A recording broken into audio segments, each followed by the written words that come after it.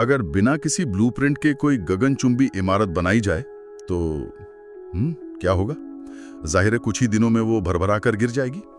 ताजुब की बात है ना कि जब सफलता की बात आती है तो अधिकतर लोग बिना किसी मेंटल ब्लूप्रिंट के बस अंधेरे में तीर चलाते रहते हैं। हाँ, बिल्कुल ऐसा ही होता है। तो आज की इस विस्तृत चर्चा में हमारे सामने ऐतिहासिक दस्तावेजों और बिहेवियरल साइंस की रिसर्च का एक बहुत ही दिलचस्प स्टैक है, और इसके केंद्र में है नेपोलियन हिल की वो 80 साल पुरानी क्लासिक किताब थिंक एंड ग्रो रिच। जी, और हमारा मिशन आज इस बात को डिकोड करना है कि 20 साल की रिसर्च और सैकड़ों सफल लोगों के अध्ययन से निकला ये फॉर्मूला मतलब सिर्फ पैसे कमाने का कोई मोटिवेशनल शॉर्टकट नहीं है।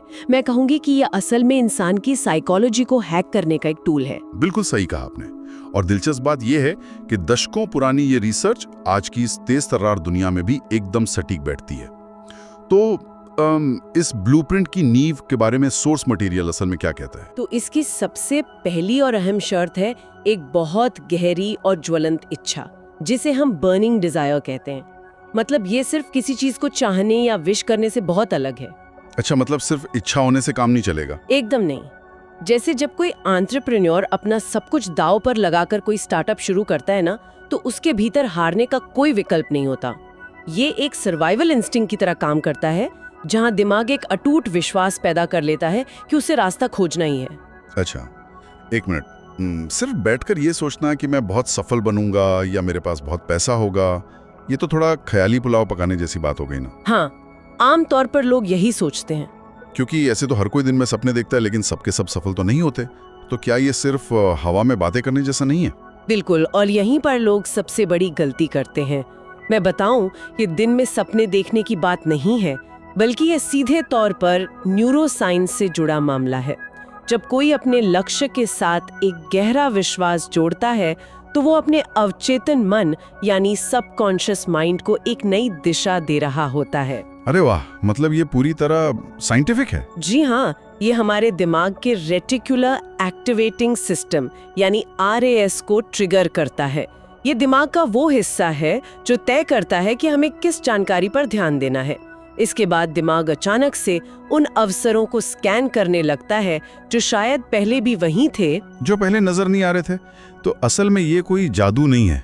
क्या हम ये कह सकते हैं कि पॉजिटिव सेल्फ टॉक हमारे दिमाग के लिए एक मेंटल जिम की तरह है? बिल्कुल सटीक उदाहरण है, जहां हम रोज कसरत करके अपने दिमाग को उन अवसरों को पहचानने के लिए ट्रेन कर रहे हैं। हाँ, और इस ट्रेनिंग को लगातार चालू रखने के मैकेनिज्म को ही ऑटो सजेशन कहते हैं। ये अपने लक्ष्यों को बार बार विजुअलाइज करने की प्रक्रिया है। एलीट एथलीट्स इसका बहुत इस्तेमाल करते हैं। अच्छा, वो कैसे? वे असल मैदान पर उतरने से पहले हजारों बार अपने दिमाग में उस रेस को दौड़ चुके होते हैं। उनका नर्वस सिस्टम इस तरह प्रोग्राम हो जाता है जैसे जीत पहले ही मिल चुकी हो।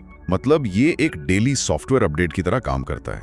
दिमाग के सिस्टम में जो भी पुरानी नकारात्मकताओं या सेल्फ डाउट के बग्स आ गए हैं, उन्हें हर सुबह इस अपडेट से खत्म करना पड़ता है, ताकि सिस्टम बिना हैंग हुए चल सके। एकदम सही।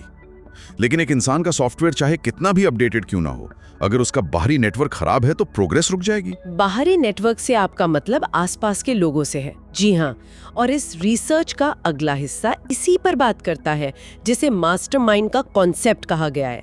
ये सिर्फ अच्छे दोस्तों का ग्रुप नहीं है। जब अलग अलग स्किल्स और एक जैसी महत्वाकांक्षा वाले लोग साथ आते हैं तो एक कलेक्टिव इंटेलिजेंस पैदा होती है, जो किसी एक अकेले दिमाग से कहीं ज्यादा शक्तिशाली होती है। ये काफी लॉजिकल है, क्योंकि आसपास के लोग जिस स्टैंडर्ड पर काम करते हैं, इंसान अनजाने में उसी स्टैंडर्ड को अपना नॉर्मल मान लेता है। बिल्कुल, सफलता एक तरह से हमारे नेटवर्क का रिफ्लेक्शन बन जाता है, जिसे साइंस की भाषा में मैं मिरर न्यूरॉन्स का असर कह सकती हूँ। इंसान अपने आसपास के लोगों की आदतों को अनजाने में कॉपी करने लगता है, और जब इस मास्टरमाइंड का सपोर्ट होता है तो सबसे मुश्किल चीज आसान हो जाती है। वो मुश्किल चीज क्या है? निरंतरता यानी परसिस्टेंस। जैसे थॉमस एडिसन ने बल्ब बनाने से पहले हजारों बार प्रयोग किए जो सफल नहीं हुए। अगर उनका विजन क्लियर न होता या आसपास के लोग उन्हें पागल कहते तो वो इसे फेलियर मानकर रुक जाते। लेकिन उन्होंने हर प्रयोग को ये सीखने का मौका माना कि बल्ब कैसे नहीं बनता। तो अगर हम इसे आज के संदर्भ में समझें तो फेलियर कोई परमानेंट डेड एंड नहीं है। बिल्कुल नहीं। ये बस एक टेम्परेरी स्पीड ब्रेकर है, गाड़ी थोड़ी धीमी जरूर होती है, लेकिन सफर खत्म नहीं होता। सही कहा। तो अगर इन सारे ऐतिहासिक डेटा और रिसर्च को एक निष्कर्ष में पिरोया जाए तो वो ये है कि इंसान का दिमाग जो लगातार सोचता है और जिस पर पक्का विश्वास कर लेता है वो उसे हासिल कर सकता है। सफलता कोई लॉटरी नहीं है। हाँ, ये हमारे विचारों, सही संगत और पक्के इरादे का बाई प्रोडक्ट है। ये वाकई नजरिया बदलने वाली बात है। एकदम। लेकिन इसके साथ ही एक बहुत गहरा सवाल भी सामने आता है।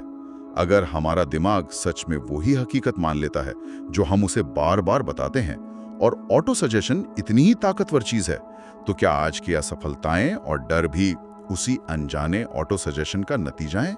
ये तो बहुत गहराई से सोचने वाली बात है। क्या ऐसे नेगेटिव कमांड्स हैं जिन्हें शायद सालों से खुद के ही सॉफ्टवेयर में अनजाने में इंस्टॉल कर लिया गया हो? खैर, ये वाकई एक ऐसा सवाल है जो लोगों के सोचने के तरीकों को पूरी तरह पलट सकता है, और इस पर विचार करना बहुत जरूरी है।